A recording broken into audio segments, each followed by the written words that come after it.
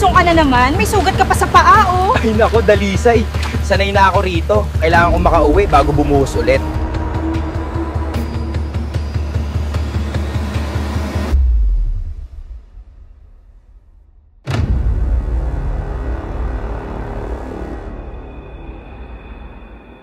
Hindi ko kaya. Ang sakit ng ulo ko.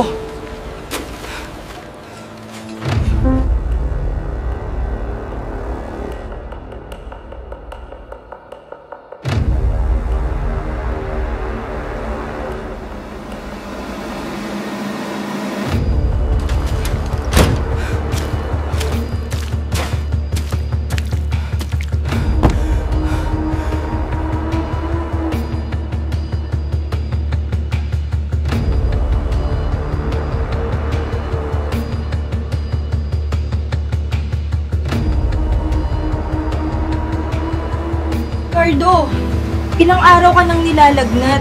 Parang naninilaw pa yung mata mo. Masakit ulo ko, pati kalamnan.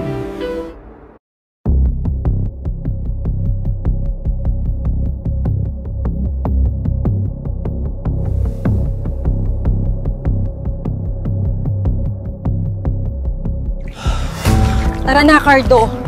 Kung baha ang dahilan, dapat kumilos tayo agad.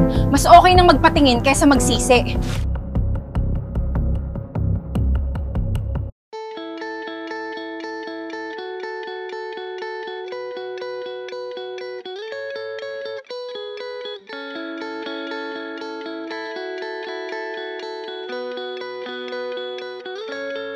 Next time, isusuot mo agad yan pag may baha, ha? Oo, Dalisay. Hindi na ako magmamarunong.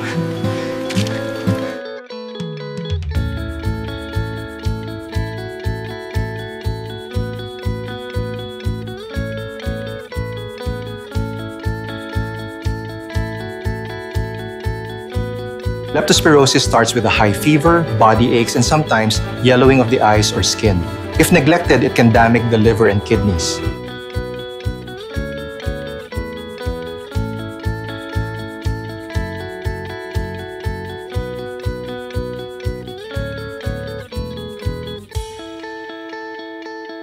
Para maiwasan o maagapan, may mga gamot tulad ng antibiotics, doxycycline o penicillin. Mahalaga yan, lalo na kapag nalusong sa baha, kaya agad magpatingin.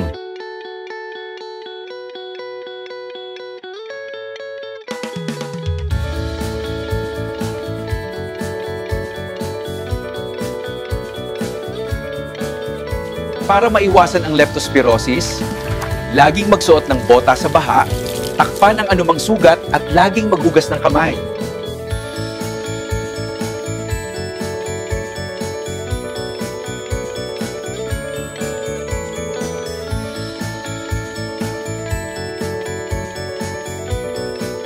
Maliit lang sugat ko noon, pero malaking leksyon pala Salamat, Dalisay, sa pagiging babala ko. Walang anuman.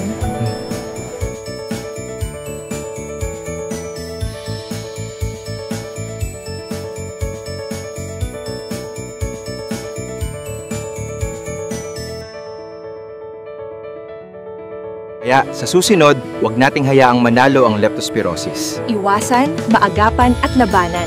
Ang kalusugan, mahalaga.